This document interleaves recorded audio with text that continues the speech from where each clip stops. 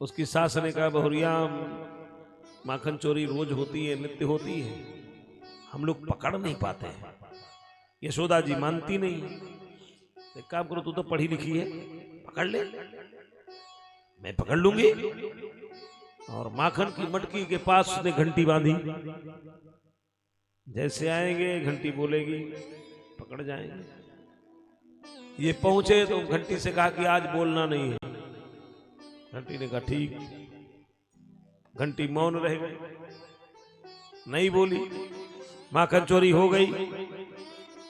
सब बंदरों को खिलाया और मित्रों को खिला दिया। सोचा देखें इसके घर का माखन कैसा है। जैसे उंगली में अपना लगाया, मुंह में घंटी बोलने लगी। भगवान ने कहा क्यों बोली? कहा प्रभु दूसरा वाले दुनिया वाले खाएं तो खाएं, लेकिन जब आपका भोग लगता है तो हमें बोलना पड़ता है। पंडित जी लोग मानते नहीं, बुलवाते, बोलना पड़ता। पकड़ गए, हाथ पकड़ा बहुरिया ने, चलो लेकर चलते यशोदा मैया के पास। आ रहे थे, उसका पति भी नहीं के चौर मंडल में शामिल था। उसको बुलाया, का इधर आओ, हमको मिठाई खिलाने ले जा रही हैं आप। और धीरे से अपना हाथ, कहा मेरा हाथ पकड़े हो, बड़ी देर से पीड़ा हो रही है, दूसरा वाला पकड़ो। तो दूसरा पकड़ा के चक्कर में उसी के पति को पकड़ा दिया। अब घूंघट लंबा था, पकड़े हुए जा रही घसीटे। यशोदा मैया देखो आज मैंने पकड़ लिया। अच्छा, अपना घूम के मैया के पास पहुंच गए। मैया गोपियां आ रही हैं, उलाहना लेकर आ रही है, और देखना हम तो आपके पास खड़े हैं ना। हाँ हाँ लाला मेरे पास है, अभी आएंगी, कहेंगी कि लाला ने माखन चोरी की। मैया ने कहा तुम मेरे पीछे रहना, पीछे छुपे रहना, जब मैं कहूंगी तब निकलना। अब पीछे छुपे। आ गई गोपी पकड़े हुए, बहुरिया नहीं नहीं मैया देखो मैंने आज पकड़ लिया रंगे हाथों, आज चोर पकड़ा गया। अच्छा कैसे पकड़ा है बहुरिया? अरे पकड़ लिया, जरा घूंघट उठा के देख किसको पकड़े। मेरा लाला तो मेरे पास है, घर में ही बड़ी देर से। घूंघट जरा खोलो तो। जा घूंघट खोला, देखा अपने ही स्वामी को पकड़ के ले आई। भगवान ने आगे देखा, मैया ये लोग ये रोज ऐसे कर रही हैं, रोज हमको व्यर्थ में लगाती चोरी। देखो अपने घर के लोग खा रहे हैं, हमको बता रही है। यशोदा ने कहा नहीं मेरा लाला मेरे पास है। अच्छा बताओ भगवान कहां झूठ बोल रहे भाई? भगवान हमारे कभी झूठ नहीं बोलते।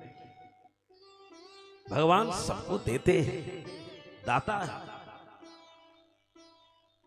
भगवान जगतपति है, देव देव जगतपति। भगवान तो जगतपति। माखन चोरी की बड़ी दिव्य लीला हुई है। भगवान थोड़ा बड़े हुए, मां से कहने लगे मैया मैं वृंदावन जाऊंगा गोचारण करने। मैया ने पहले तो रोका, लेकिन जब नहीं माने तो कहा ठीक है जाओ। एक लाठी दिया, एक कंबली दिया। गोपों के पास दौड़ के बताई भैया मेरा लाला मान नहीं रहा है, अब वो वृंदावन जाना चाहता है गाय चराने, सब लोग देखे रहिएगा। जूता नहीं पहनाने, भैया जूता पहन लो, वृंदावन में कांटे चुभेंगे। गोविंद ने कहा मां जूता पहनाना है तो गायों को भी पहना दो। जूता पहनकर भगवान हमारे गोचारण करने नहीं गए, गाय चराने नहीं गए।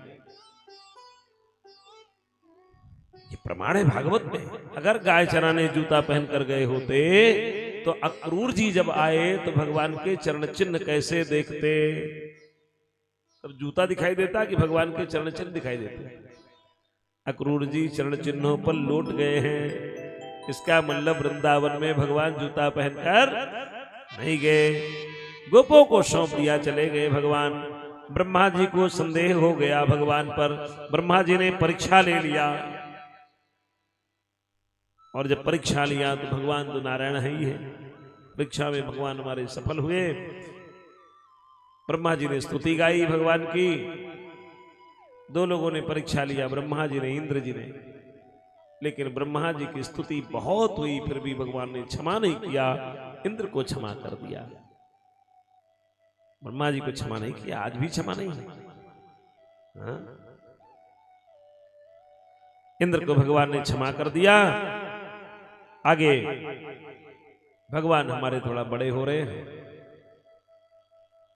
सब लोग व्याकुल थे कि गायें यमुना के पुलिन पर जब जाती हैं जल पीने, जल पीते ही गायें मर जाती हैं। वहां की घासें जल गई हैं। पता चला वहां कालिए रहता है, कालिए देह में कालिए से मुक्ति कराने के लिए भगवान पहले बता चुके हैं। भगवान श्री कृष्ण के समय में जल पर अधिकार कालिए का था। पूरे जल को मंडल बना के वो कालिए देह में रह रहा था। कोई यमुना का जल वहां पी ले तो मर जाता था। ये कालिए कौन है? ये कालिए हमारे आपके अंदर भी बैठा है। कई फन है इसके। ये हमारे अंदर भी है, बाहर भी है। देखो इस शरीर में कई परिवार हैं, एक दो परिवार नहीं है, बड़े परिवार बसे हैं शरीर में। इसी में अच्छे वाले परिवार हैं, सत्य है, दया है, करुणा है, प्रेम है, स्नेह है, ममता है। ये सब अच्छे वाले परिवार हैं। बुरे वाले काम है, क्रोध है, लोभ है, मोह है, मद है, मत्सर्य है, द्वेष है, दंभ है। ये सब जो दुष्ट वाले परिवार बसे हैं। दोनों तरह के परिवार है शरीर में। अब किस परिवार को आप प्रातः जगाते हैं, ये आपकी जिम्मेदारी है। किस परिवार के साथ ज्यादा रहना चाहते हो, आपकी जिम्मेदारी है। अच्छे वाले बेटे के साथ रहोगे, जो बेटा संस्कारवान है तो बुढ़ापा बढ़िया बीतेगा, बहू भी संस्कारवान आज मिलेगी। और बुरे वाले बेटे के साथ रहोगे तो कुछ दिन तो सेवा करेगा, बाद में कहेगा ये बूढ़े भार हो गए हमारे लिए। वही बेटा जिसको बचपन से आपने सिर पर उठाया है, कंधे पर बैठाया है, बुढ़ापे में उसी बेटे के भार बन जाते हैं माता पिता, क्योंकि ये परिवार ही ऐसा है। कबीर बाबा ने कहा आशा सासु तृष्णा है, सरहज लोभ मोह ससुरारी, अहंकार है ससुर हमारे, जिनका डर मोहि भारी, भला मुँह से कौन बड़ा परिवारी। बहुत परिवार भरे हैं, सारे परिवार भरे हैं। यही वो कालिए है जिसके कई फन हैं और ये अंदर रहता है। बड़े शीतल जगह पर रहता है, बड़े ठंडे स्थान पर रहता है। भगवान उसको दूर भेजना चाहते हैं। भगवान कदम्ब के पेड़ पर चढ़कर छलांग लगा दी, यमुना में पहुंच गए नीचे। कालिए की पत्नियों ने रोका कि आप चले जाइए, नहीं तो मैं हमारे पति आपको छोड़ेंगे नहीं। जगाओ अपने पति को, ये सोता रहता है। जगाया, मुष्टिका के प्रहार से कालिए के फनों को भगवान ने मर्दित कर दिया। कालिए की पत्नियां भगवान की स्तुति कर रही हैं। कालिए भी शरण में आ गया, प्रभु मैं क्या करूं, मेरी यही प्रकृति है। मैं तो रमणक द्वीप में रहता था, गरुण जी से हमारा युद्ध हो गया, उनसे डर कर मैं यहाँ छुपा बैठा हूं। भगवान ने कहा मैं तुम्हारे फन पर अपना चरण चिन्ह बना दूंगा, गरुण आपको कुछ नहीं बोलेंगे। भगवान का चरण चिन्ह देख करके गरुण कुछ बोलेंगे नहीं। अब रमणक द्वीप जाओ।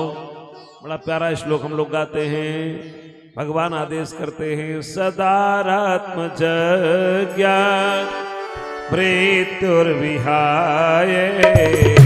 समेतम हृदम जीवनम लेप्समाना।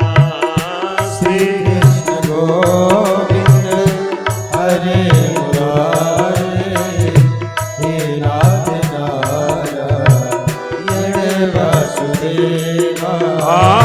सदारात्मज ज्ञान प्रेतुर्विहाय समेतम हृदम जीवनम लेप्समाना। श्री कृष्ण गोविंद हरे मुरारे, हे नाथ नारायण वासुदेवा। मया क्लेशिता काले ते